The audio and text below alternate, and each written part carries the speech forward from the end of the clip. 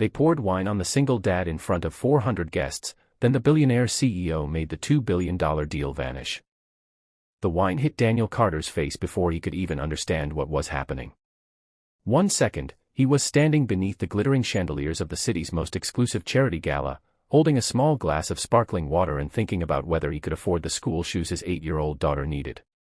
The next, red wine was running through his hair, down his white shirt, and across the jacket he had borrowed for the evening. 400 wealthy guests watched in stunned silence, while the man holding the empty bottle laughed as if humiliating a struggling single father were the funniest thing in the world. But nobody in that room knew that within the next hour, the most powerful billionaire CEO in attendance would stand up, walk across the ballroom, and make a $2 billion business deal disappear.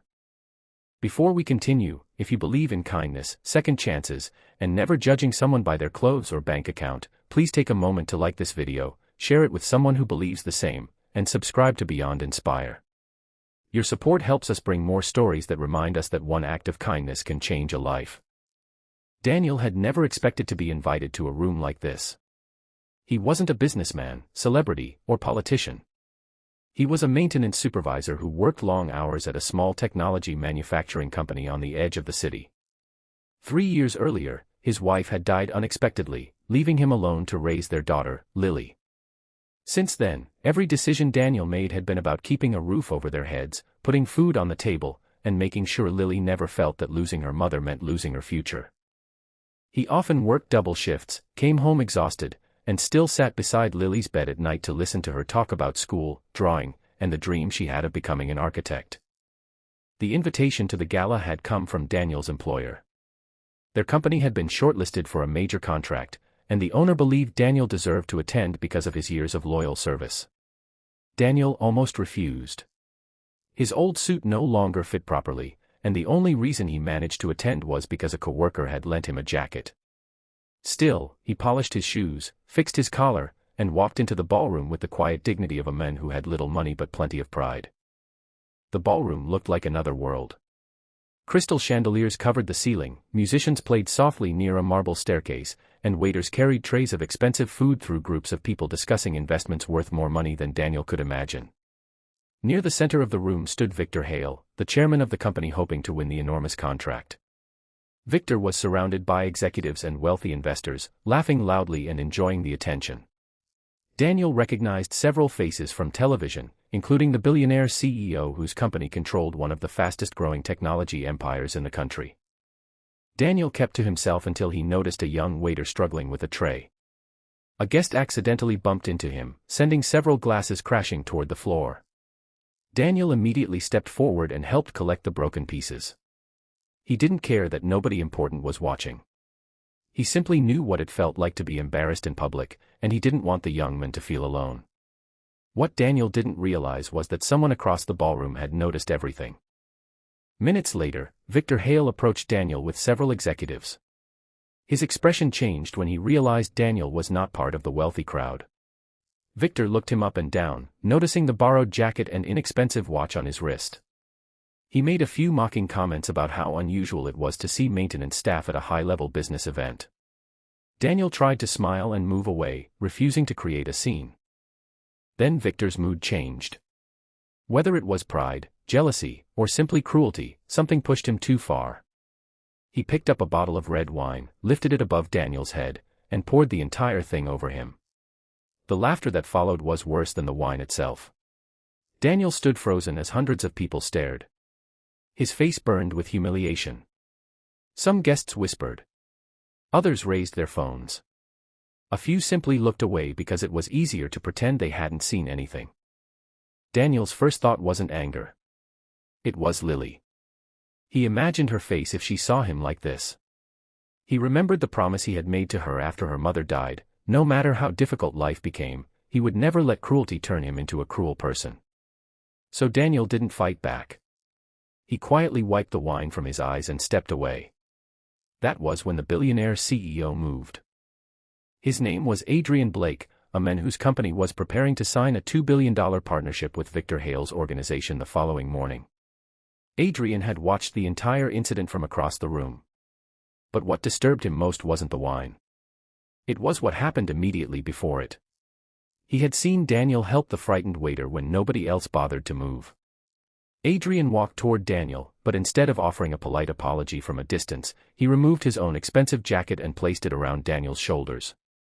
The ballroom became silent. Then Adrian turned toward Victor and the executives surrounding him. The smile disappeared from his face. He asked for the contract documents that had been prepared for the following morning. Everyone in the room knew what those documents represented. $2 billion. Thousands of jobs. The biggest deal Victor's company had ever pursued. Adrian looked at the papers for only a few seconds before handing them back. The deal was over. The announcement hit the ballroom harder than the wine had hit Daniel. Victor desperately tried to explain that it had been a joke, that Daniel was only an employee, that nothing serious had happened. But Adrian refused to listen. He explained that money could buy buildings, companies, cars, and influence, but it could never buy character. He had watched a man with almost nothing show more humanity in 10 seconds than the richest people in the room had shown all evening. Daniel couldn't believe what he was hearing. He quietly told Adrian that he hadn't helped the waiter to receive anything in return. He had simply done what he hoped someone would do for his daughter if she were ever frightened and alone. Those words changed the atmosphere completely. One of the executives who had laughed earlier lowered his eyes. A woman near the stage began crying.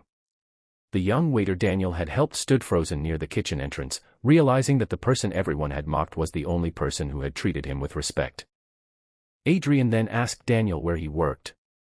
When Daniel explained that he was a maintenance supervisor, Adrian asked him what he thought about the company's problems.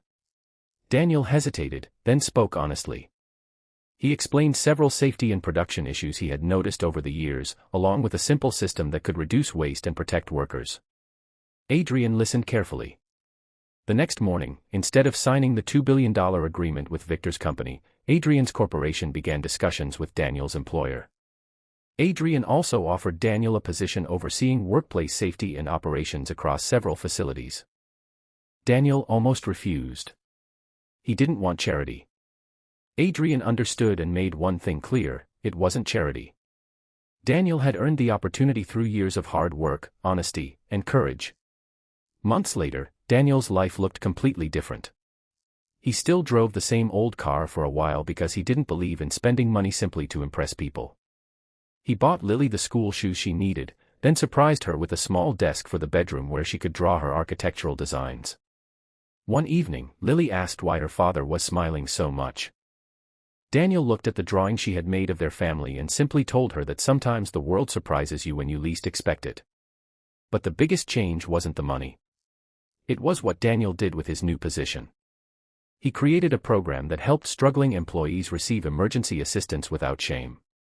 He made sure workers who had families, debts, or difficult circumstances were treated with dignity. And every year, on the anniversary of that unforgettable night, Daniel personally funded scholarships for children of working parents who were struggling to give their kids a better future. Victor Hale lost more than a business deal that night. His reputation collapsed, investors walked away, and eventually his company was forced to restructure. The $2 billion deal he thought was guaranteed vanished in a matter of minutes because he forgot something money could never replace: basic human decency. If this story touched your heart, please don't just watch silently. Like the video, share it with someone who needs a reminder that kindness still matters, and subscribe to Beyond Inspire for more stories about courage, compassion, and second chances. And before we end, I have one special request for you. Comment: kindness always wins. If you believe that no matter how rich, powerful, or successful someone becomes, they should never forget to treat others with dignity. Daniel never forgot that night. Not because a billionaire saved him, and not because a $2 billion deal disappeared. He remembered it because, for one painful moment, the whole world seemed to be laughing at him. And then, when he expected nothing, one person chose to stand beside him. Sometimes, the greatest test of a person's character isn't how they behave when everyone is watching. It's what they do when they believe nobody important is watching. Daniel had passed that test long before the billionaire ever learned his name.